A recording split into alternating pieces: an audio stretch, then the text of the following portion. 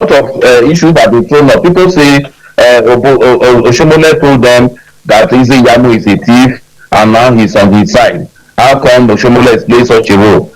Now, as a journalist, all that takes me back to what the late sage Awolowo told us long ago, that in politics, there are no permanent friends, no permanent enemies.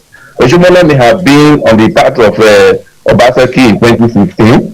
Finding him on the part of EHIZOJIE in 2020 is not surprise to me. But a lot of people who are new to the system, particularly the young voters, they find that very unusual, and they make a very big issue out of it. That it makes it look as if Oshomole is an unserious person. But what they forget to remember is that Oshomole is a politician, and with the way politicians decamp from one end to the other in Nigeria, you never can tell. They can always support one. If somebody tells you that Buhari and Atiku are going to be in the same camp tomorrow, please don't be surprised. One of the things again that's coming out about this, I like to talk about the deputy governor, with Godwin Obaseki. He had gone on television, nationwide to say that, there's so much respect that he has for Oshomole, that he will still have that, but the man needs to be checked. He needs a psychiatric check, and again that the man is just ranting and all of that. Insults being thrown across, and what that says about playing politics in Nigeria. In those states, the use of such vulgar words is not a strange happening. From both ends, they use also. I think the man in Island said Rock of Gibraltar. Yes. They use also. They go to the lengths to say anything they want to say and to use any word they want to use. And I think Oshomole himself actually did set a stage for that. In 2016, you need to see the way he was shouting up and down that EHIZOJIE was a thief, even when the man has not been judged by any court to be one. So Edo people have a way they go to length when it comes to expressing themselves. They are very expressive. And what do you call him? Philip Shaibu may just be boring. Don't forget he's one of the boys of Oshomole, except that Kore has now come between the two of them, or politics has now come between the two of them, and so he's now calling him a madman. Oshomole is not really mad. Oshomole is a very active politician who reverts in crisis. And I think that was one of the reasons why they made him the APC national chairman, because I've never seen a chairman of a party in Nigeria who didn't trade in crisis. It's like a party, a position they reserved for him. So he went to Abuja with that kind of a thing, and then even became more stronger than what many people thought he would be. So when he appears on stage, if you see Oshomole in the streets of Edo State, one time you see people criticizing him, but once he appears, the whole street will go mad for Oshomole. Again, I just, at the beginning of it, when we started this program, I said some things about Edo coming out of the old Bendel state. And of course, now that we have Edo and Delta, it's still an acronym that goes for them that Warri they carry last, Edo they carry last. I want to look at this, with what might play out. I'm talking about what we've had at national level of our elections, where some people would just say that, let it just go, whatever they do it. But for Edo State, people that we know are very vibrant and all of that. Can the issue of militarization, thugs in politics, and of course snatching of ballot boxes, can this play out in Edo State through maybe just upturn who might just be the right candidate? Yes, from a very objective point of view, I believe that in this election, the most popular candidate may not necessarily be the winner. The winner is likely going to be the one that has more political muscles, because that has always been the tradition in Nigerian politics in recent times. Politicians trying to push out the two of them have access to violence. You can see what happened in the Oba of Benin Palace recently, when Mr. Obaseki went there with some of his visitors doing the flag off to go and pay homage to the Oba of Benin, and then his own opponents, seeing what he was about to do, quickly also mobilized their supporters to hang around the premises and were ready to embarrass him. And then when the thing came, his own boys now, that is Obaseki's boys, went into the crowd with guns. And before you know it, about 25 people sustained injuries. So the two of them they've been talking a lot about violence, because why? One thing, Obaseki went to PDP, and he went to PDP, and PDP people started saying they wanted him because he's the incumbent. And APC wants to prove to him that you cannot claim incumbency without the support of the police and the army on your side. So I think what Obaseki is trying to show is that with or without the police, we too can mobilize our own youths to respond to the situation. I saw him in a recent video asking PDP youths to respond violence for violence. And I've seen Oshomole also advocating the same thing. I really don't like that kind of talk, but these are the politicians that are currently on stage. What can we do? I've asked myself, is there no possibility for INEC to take a very drastic measure when a politician is out to say things of that nature, no matter how popular the politician is? Would this be saying that they are just learning, or they learned from their master? I'm talking about the two candidates who had been under Oshomole's tutorship, or and would it be right to say that that's what they're getting from their master and they're playing that out? Well, I will not say no, because all through Oshomole's 8 years, he didn't really use means that are democratic to get his goals.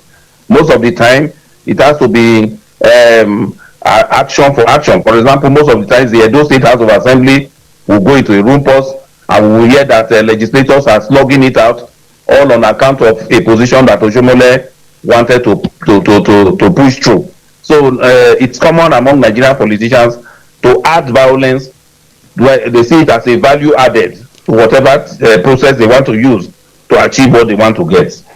It may just be pertinent for me to bring this out. You are there, son of the soil, and you know what is playing out. Benin, as a group in Edo State, and of course we talk about the other, groups there. What will come to mind is that Oshomole comes from the AFMI group. Of course, you've been able to, but we've seen the Benin people, in the politics of Edo State, and there's so much that going to the past, going back to the Obasanjo era, who are doing all of that and taking what was there in Edo State. Could this again be an important issue in settling for who becomes the governor of Edo State? In fact, tribe and religion don't really play much in Edo politics as such.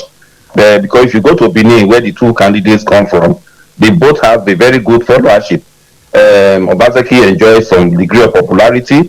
Izeyamo also enjoys some degree of popularity. And none of them is a pushover. These are the things I have come to notice. I discovered that when Obaseki went to PDP, the belief was that he has pulled the rug off the foot of APC, and so nobody will be there anymore. But if you come to Edo today, you will be surprised that despite the exit of the powers that be, that is local government chairmen, the commissioners, and the people that really carry a very big fat force, APC remains a formidable force. So it's not a party that PDP will just wish away, by mere wishes. And the same thing, you cannot wish PDP away because they carry a very formidable, places like Edo Central Senatorial District remain solidly a PDP enclave. In fact, if you want to talk APC in the area, you have to say it with care, because a lot of people can come down on you for merely going that way. But in Edo North, where Obaseki just visited recently, 2 days ago, and yesterday, I think there's a groundswell of opinion that he can pull some votes in that place. But Izeyamo has equally been there too, and you'll be surprised that some people who are even PDP members in the area are saying that they are going to vote APC. What's his name? This former PRO to IBB is one of them, and some other people like that. And recently we just heard that the House of Reps member for Akoko Edo, who is the deputy speaker in the State House of Assembly, has refused to go with Obaseki, preferring to go with Izeyamo. So with this type of development, you can see that it's going to be dicey for the two candidates. Well, again, this is let me bring this in. COVID-19 and what it may do to the elections of Edo and Ondo State. But again, the air has been cleared now when it comes to COVID. Yes. Don't forget COVID-19. I think the politicians in Nigeria are really not fair to their followers.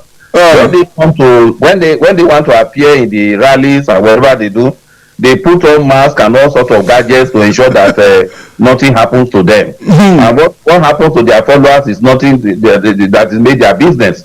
You discover that they release the fact that they are surrounded by a very large crowd of people, even including the governor of the state, who is supposed to be very concerned about that. And generally, even in the open street, people don't really even believe. There is this comedy that some of these comedians made. They say there is a difference between coronavirus in Africa and the European version.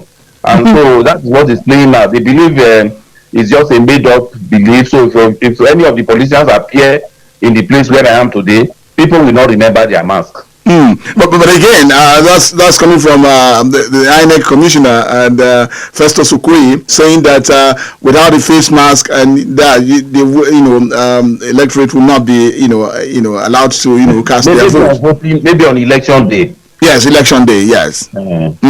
But again, you don't see this as, of course, INEC had cleared the air that they would not change the date of the elections in these two states. But again, I come back to the issue of incumbency, where Godwin Obaseki is on seat now, and that he may use all that is at his disposal to change what the narrative may be in some areas where he's not popular. Can he get to do that? He is an incumbent with a difference.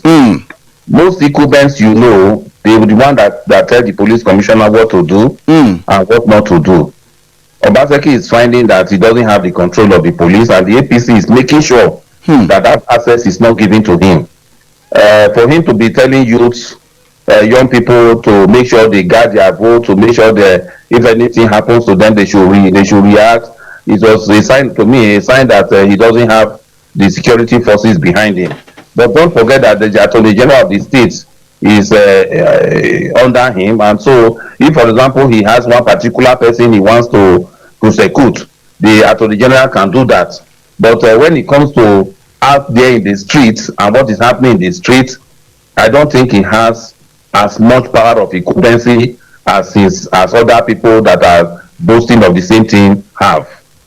Okay, for Godwin Obaseki and EHIZOJIE, what are the things to look out for to say that yes, let's allow this person to do it? Because again, what we have now is Godwin Obaseki, I would be doing this 4 years. EHIZOJIE has never been there. And all we've had is just having Oshomole giving all the support and presenting to the people of Edo State as the right candidate. So what will really, what are we looking at for these two people? You have people who are able to point at some of the things Obaseki have done. Yes. Particularly in the area I live, they say he's the one that did that road. The road was in a very bad state and so many things like that. But some of the concrete things that he made he promised to do, such as the modular refinery, it's not existing, so he doesn't have that to boast about. There is something about the industrial park, which he said he will make available. He doesn't have that to boast about. He has about 200,000 jobs, which he promised young people. He is not be able to fulfill it. So a lot of his plans are on paper. The same thing goes for EHIZOJIE, who is about to come. His own plans are also on paper in a document he calls Simple Agenda. So nobody is really looking at what you have or what you have not done, because when it comes to what you have and what you have not done, many people will tell you that second tenures, and believe me, I'm sorry to say, my own personal opinion, not any other person's own, is that second tenures have become an issue in Nigerian politics. For example, I don't believe that anybody should be given a second tenure anymore, because the use of it has been abused. It's time most politicians, they just come for the second tenure to come and do whatever, and then they say bye-bye and go. Now, this other one, that impression is circulating heavily in Benin. I don't know how EHIZOJIE was able to sell it to his people. But if also, you do have that, I have a reservation that the way EHIZOJIE is surrounded by some very powerful forces, it will have too many. Anyway, the two camps have that issue. The kind of big men that have rallied around them, there will be too many people to settle when whoever emerges. If EHIZOJIE comes to office today, there is no way we will not be grateful to Oshomole. If Obaseki emerges today, there will be no way he will not be grateful to all those that will be and all those people that have rallied around him to help win the election. So most of them are committed to people they will first serve before they serve the people. Well, again, just before we go on a break, for a state like Edo, sophisticated people, educated, and of course who would fight for their rights and all of that, is this, completely out when we talk about choice of candidates for, the, elective position as that of the governor, who would be the one to determine or, show them the path for 4 years or 8 years in their lives? Come again? I'm talking about the sophistication of the people of Edo State, educated, sophisticated, vibrant people, and of course people that, like I said earlier, that Edo they carry last. But again, does this count when it comes to choice of candidate for who would lead them for 4 or 8 years? Would that be in play? It doesn't count at all. Oh, most of the people you find in the outer streets talking politics didn't go through any university or didn't have any sophisticated kind of background in education, and they are the ones controlling the system. They are the ones whose voices are heard. The ones that are educated, many of them, you'll be surprised, don't even have a voter's card, but they still talk politics too.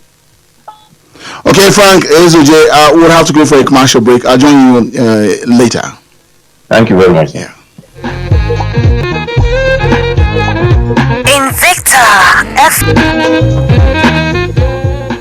Welcome back. Here's the program Perspectives this morning on Invicta 98.9, and we're talking about elections in Edo State, scheduled for 19th of September.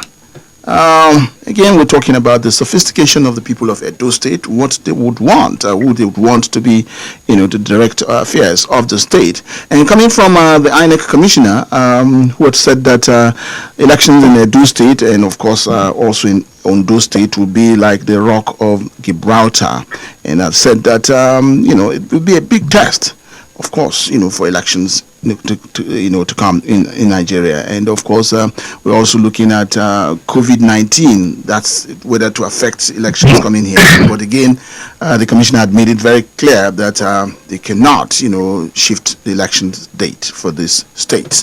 Okay, so Frank EHIZOJIE, a veteran journalist, my colleague in this profession, my friend too, and in Edo State, giving us a picture of what may just be coming out of that state. And yes, Frank, again, talking about Godwin Obaseki and who he has to contend with. Some people would say that he's contending with the APC government. The government, in power. And of course, we'll be contending again with big wigs of Edo State, with the forefront of having Oshimole there. And so that becomes a big task. And you raised some issues about that, Godwin Obaseki may just not have the control of the police, the military, on his side. And so that makes it very difficult for him. And so how is the PDP, the party is moved to now? What kind of support can we get for him, there? Thank you very much, Tony. When you have a first wife, that wife is your first choice. Am I correct, Ram? Let's hear you. Then by the time you go to a second one, it's only a second choice. Probably maybe circumstances have forced you there. I think that's exactly what the position we occupy there. His first choice remains, even at heart, I still believe the man is an APC man, finding himself in the midst of strange bedfellows at election time. You can imagine that kind of a relationship. He's just coming into a party, and then that party already have had a structure. They have a way of doing their own things. They have a way of the kind of people they respect, their thoughts, their own psychology, their own makeup. Now, if he had come a few months before election time, it would not have been a problem. He is coming at election time. So, and he is supposed to be the leader of the party as it is presently. But you want to ask yourself, is it possible for him to play that role now? Because the party is already used to one particular structure. Now, election has come and a new leader is coming at the same time. Who are they going to be taking instructions from? So you discover that when the first rally was done at Ogbe Stadium, it took a long time before a follow-up was done. The one that was done yesterday took about 2 weeks for them to get to the second one. If the engine was smooth and it was well oiled, I think after the Ogbe Stadium rally, then there will be next rally and another one coming in such a flow.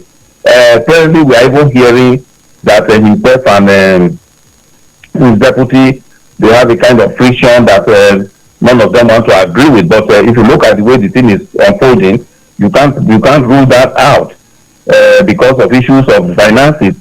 To get the PDP ticket, a lot of money was spent. The money that was supposed to be used for campaign was put in a party structure, whatever name they want to call it. The thing is that it went to PDP, and especially because while in APC, what brought the problem between him and Oshomole was that I'm not willing to accept a godfather. That number one. Two, I'm not ready to make money available for anybody. So when he got to PDP, they said, well, we'll be hearing your grandma. We will not allow that to happen because you have to pay us upfront so that we will not go and be having issues after you have won.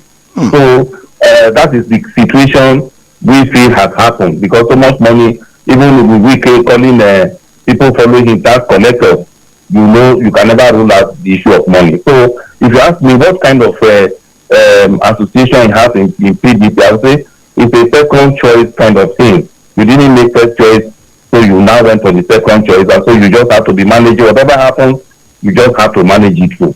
Again, I'm looking at a situation where the president of the country, Muhammadu Buhari, and his team, the powerful team that he can, come up with, and having a visit or going to Benin and just to throw support behind EHIZOJIE and how this can affect, the fortunes of Godwin Obaseki.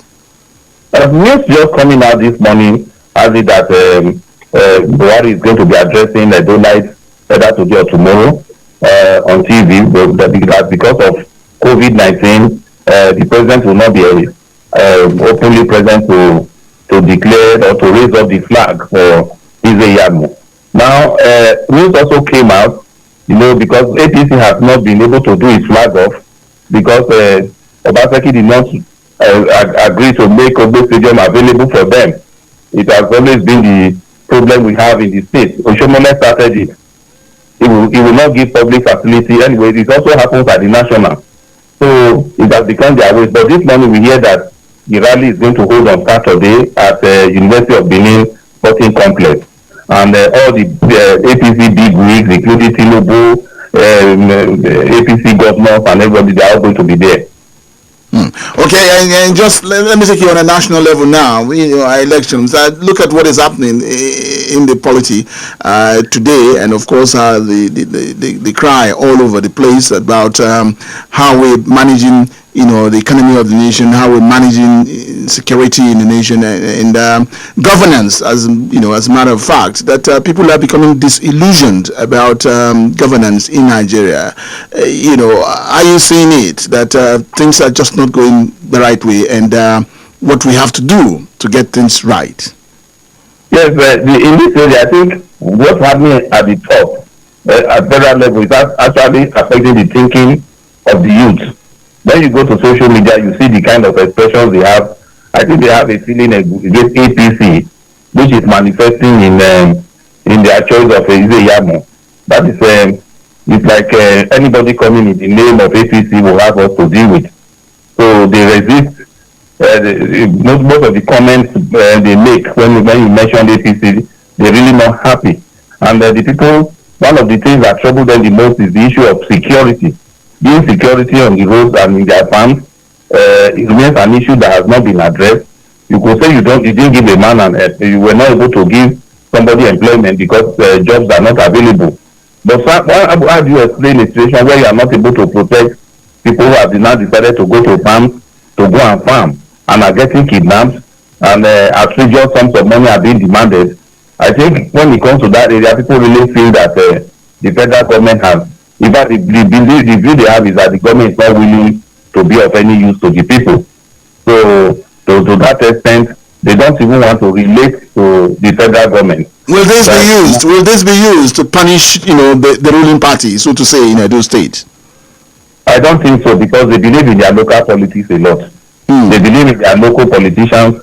Right now, there is a local government that somebody just called me. The chairman is having issues.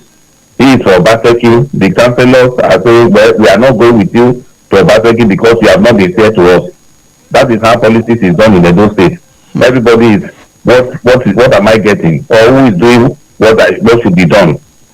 Okay. Frank EHIZOJIE, please stay on the line. Let's talk to the audience, get their views too on this. The program is Perspectives this morning, and we're looking at what is coming out from Edo State. And my colleague and veteran journalist, as he is too, Frank EHIZOJIE in Benin, sharing with us what is coming out there. I do know that for Kaduna State, we have a community of Edo indigenes in the state. I mean, Kaduna stands as a cosmopolitan state where, melting point where we all come from the different divides of Nigeria. So I know that Edo indigenes in Kaduna State may just be listening to us and would want to, have their views or share their views with what is coming out of Edo State. September 19th is the date for the elections.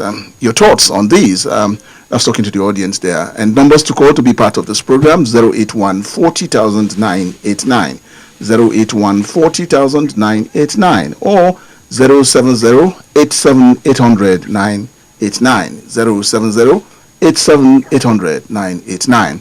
We'll take your calls now. Hello, good morning. Good morning, sir. Good morning. Hello? Hello, good morning. Your name and where are you calling from? My name is Sunday, Nigeria. All right, Sunday, let's hear you.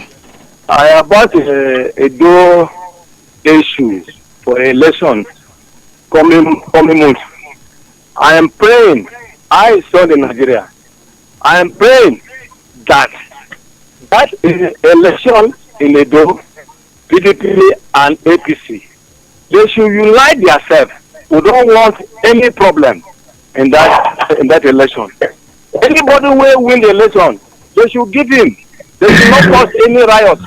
Yeah, because what I want to say now is that for me, if somebody wants to do something, let it do it as a promise, because the APC promised a lot of things in Nigeria. We have not seen anything. Please, if they want to vote PDP, they should bend down and vote PDP. I prefer they should vote PDP because APC, they didn't do anything. Okay, Thank Sunday, we'll get to you. Okay, still with your calls. Hello, good morning. Good morning. I'm congratulating Texas man. Yes. In fact, I am one of those people who assisted Omuslimole to win election as the General Secretary of the Texas Union. And later he became NLC president. I worked very, very closely to him, sir. But unfortunately, as Omuslimole is starting to win back in those states, his consistency that the Texas sector is off.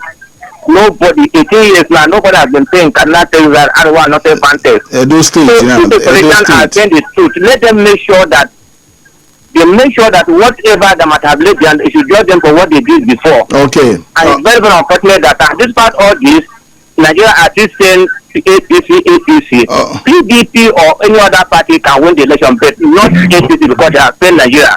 Okay, thank you. Gabriel. Okay, and I'll take one more call. I'll come back to my guest. Hello, good morning. Good morning, Mr. Senyala. Good morning. Good morning to your guest. Chief Amotekun is on the line. Amotekun. Yes, you started by your guest. Tell me one or two things that I love. He said Oshomole's project was accomplished by papers, but we didn't see them on ground. It's very unfortunate that the same person. No, not Oshomole. If I recall, not Oshomole. Obaseki was what my guest said. No, he said Oshomole's project. He mentioned them now. Okay, he's around. He'll clarify that. Just go on. Let's hear you. Okay, all politicians are the same. They are the spread of the same feather. So now, let me go to our president going for the rally. This is Edo. I'm talking about Edo politics. Please, just let's stay with Edo. Yeah. Are you with me? Yes. I said for the rally on Saturday, whether they give them the stadium or not, I if the president will hear my advice, it's a simple thing for our president to go to Edo to raise somebody's hand to complete the same person they mentioned that is a criminal before. Today has served, now is no longer thief. The same person they told us that this man had a cockroach under his cupboard. Today they have put a pesticide. There are no more cockroach. But he is deceiving who? Please, is it something they buried in Nigeria that we cannot learn from one mistake and correct it? I'm totally disappointed to have a President Muhammadu Buhari as my president. I'm telling you before God and man. Yeah, well, Chief Amotekun, we got you on that. Let me just come back to our guest, Frank EHIZOJIE. Frank. Yes, sir. If you were listening in, my first caller, Sunday, talked about the disappointment that the APC government had come with, especially not, making up with the promises that they had given to Nigerians. And so for him, he's taking a position about who should take it in Edo State. Gabriel too, he comes from the textiles, and where Oshimole is, there, and has said that what is happening with the textile industries now, the deaths of staff and all the money is not being paid, and so he would take it on Oshimole that no, he's not the right man. Chief Amotekun is also coming from this angle that how can a man like Ize who had once been paraded as a thief and come back now because of the insecticide put on the on the cupboard, and that man is the man that President Muhammadu Buhari would want to be the governor of Edo State. He needs an explanation on that. And disappointed again with Ize coming as the governorship candidate of Edo State under the APC. Okay, these are my candid opinions. I have a reservation with the way Nigerians see politics. They seem not to understand the dynamics of politics and how it works. What governs the rules and what does not govern the rules. Politics is a game, and there is a way it plays out. I will start with the last caller. You see, until a court of law in Nigeria pronounces a man guilty, that man is deemed innocent. So do you agree with that? No, totally.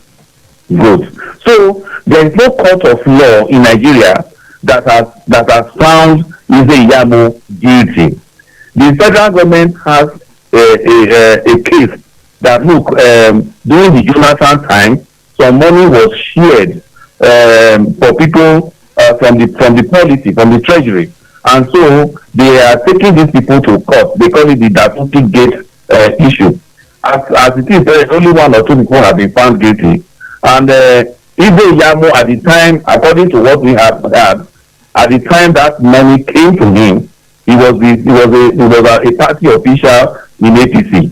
And so what he is saying in court, this is actually something I'm not supposed to be commenting on it. What I just want to say is that it is presently, no court of law has found him guilty.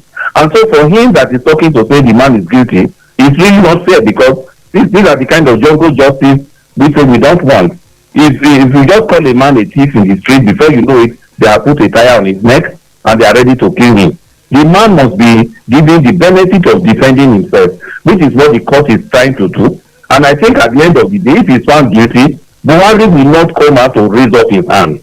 And in any case, you see, one other thing the politicians have come to know is that if Buhari decides now that I'm not coming to raise up his hand, suppose the court now discover that the man was innocent, will Buhari come and raise his hand after the case? So these are the issues.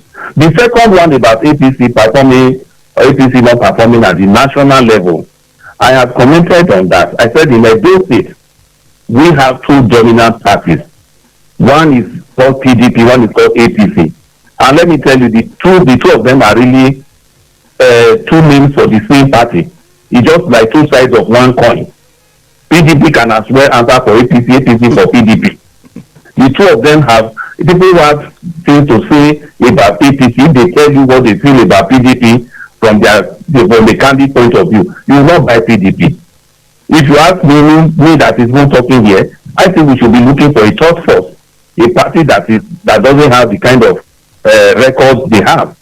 But unfortunately, these are the only ones that currently occupy space. and somebody must be in one of them.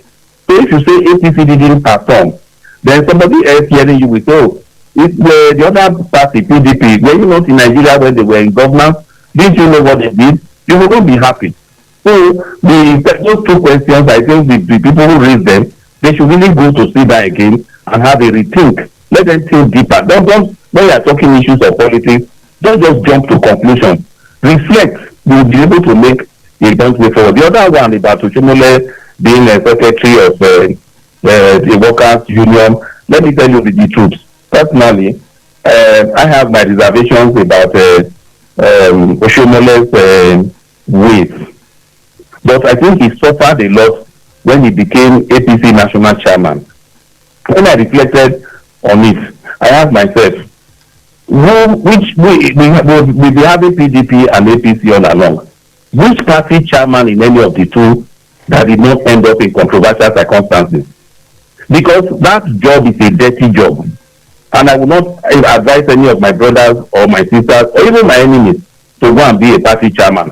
I think it is better you be a minister or one of those very quiet things because you are still going to be making money for yourself. As a national party chairman, if you take a decision that doesn't favor one party, automatically your name is written down in red. So I think when Oshomole was attacking Oyego those days, he didn't reckon with that. He was thinking that being the national chairman was just a tea party. But later he discovered that with a hot speed, even hotter than the speech of the president, because this time around, they are dealing with the powers that be. I think in a recent interview which he had on Arise TV, he said the problem he had was that he stepped on toes. There is no way you cannot be, you can be a chairman of a party and not step on toes. And that is what happened to him. So he got what he wanted. And that's the way I leave that. All right, so we're still having calls, still coming in. And, okay, we'll take this call. Hello, good morning. Yes, good morning. Good morning to your guest. Okay. I'm Francis from Manabani. All right, Francis, let's hear you. Thank you. Honestly, your guests have really explained the way you understand the politics. And to me, as someone that comes from Southeast as well, they so much believe in grassroots politicians, not what is happening at the national level. But the issue here is that the two candidates are the same product of one company, which is Oshomole.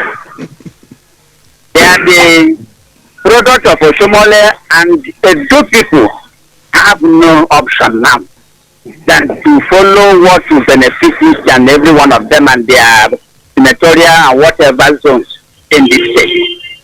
So to me now, is for the people to think of what they will gain, not what the party will offer them. Because the two parties involved now, to be frankly speaking, Oshomole has mentioned it that he sold the bad product to Edo people come 2016 that passed. And definitely he's coming to sell another bad product. Somebody has called a thief.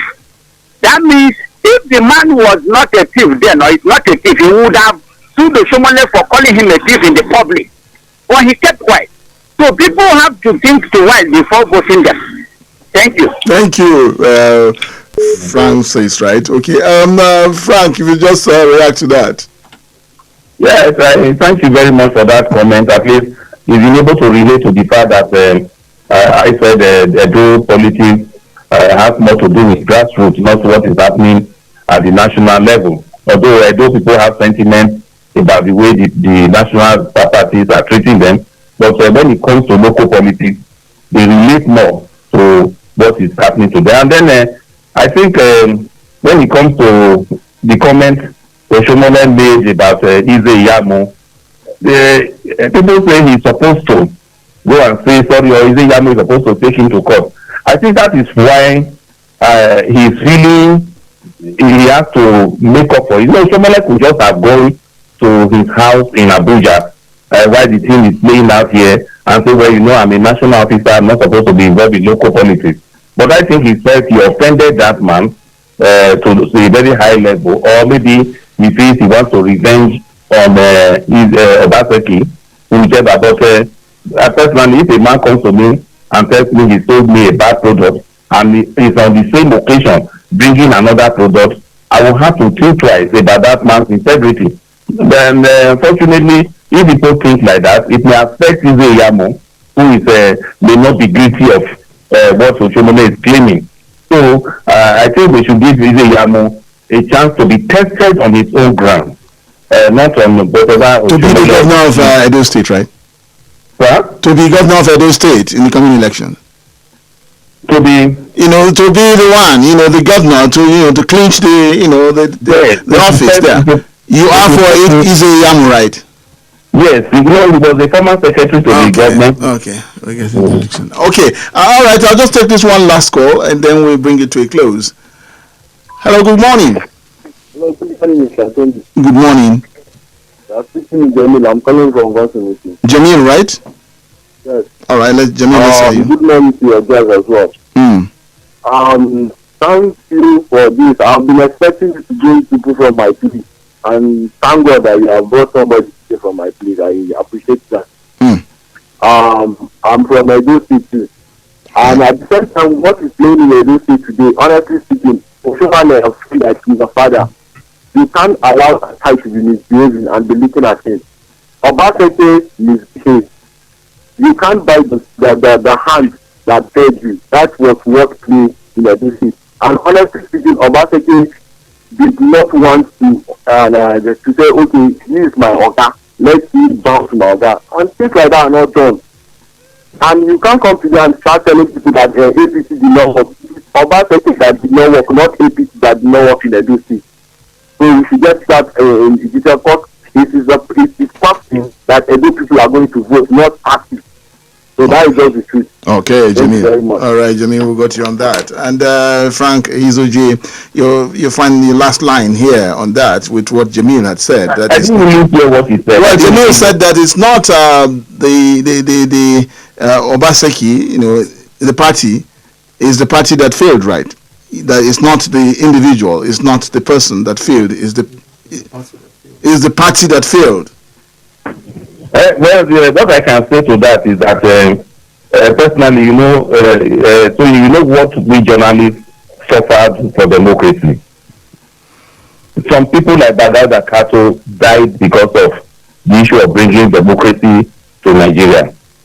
Whenever personally I remember those incidents, and I remember how we had to be running up and down, how Democrats and I was working those days reacted when they felt some of the stories I was writing didn't suit their temperament.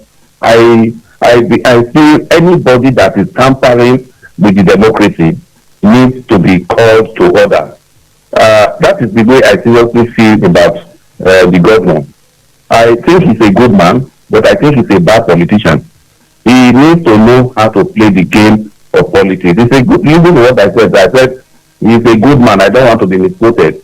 He has the feeling of the people, but he's not a politician. He's not a good one. How can you want to tell people that you have been running the affairs of the state for how many months now without the State House of Assembly? You are running with half wing. Does a pilot fly an aeroplane with one wing? The answer is no. Even if, as he has said, that he had, as they said, they were going to impeach him, there are ways governors handle those type of things. You should have related with other governors who have similar experiences to find how did you handle your own. I want to know what to do, not to cut them off or to make a promulgation in the night. Because currently what is happening is that all the money that is being voted, nobody is actually questioning it. Because the faction that he has to himself, they are like a rubber stamp before anybody that is actually a Democrat. That is my main issue I have with him. The second thing about, recently I opened my newspaper and I heard that Ambrose Ali University management staff have been asked or have pledged to support PDP. You don't call civil servants to make such statements. You don't force people to join a party. Even if you do it silently, it should never come to public life. So the question of forcing people or forcing civil servants and telling them they must support your party or they will lose their election is totally uncalled for. In Nigerian politics, if anyone is doing that, that person should be sanctioned. People should be allowed to express themselves freely, to make a choice for themselves freely. Now, currently, we have a situation where even the House of Assembly we are talking about, some of them that they will not forget they were duly elected by their own people. Those communities were never represented. They were excluded from democratic process for as long as they were not brought into the picture, which is very bad. I have that reservation. So anybody saying the man is 100% must remember that you need to clean up. And then even the statement that preceded the crisis all along, it was uncalled for. If your party says, look, we put you in power, don't forget us. There in Nigeria today, all the governors, they know what is due their parties, they know what is due their people. Okay. So, well, Frank, EHIZOJIE, we just have to, let go here. We'd like to thank you for coming on the program. Long distance call to Edo State. Thank you for staying with us this morning. Thank you, man. Thank you. And that will just be about the size of it on Perspectives today. Focus had been on Edo State, and of course, waiting for September 19th, when elections will take place in Edo State. Who the cap fits, let them wear it, and that's just what we'll say to it today. And I'd like to thank you, Prince EHINACHO, for connecting us with the people, and Wisdom for putting us in the pictures. Good morning. Invicta.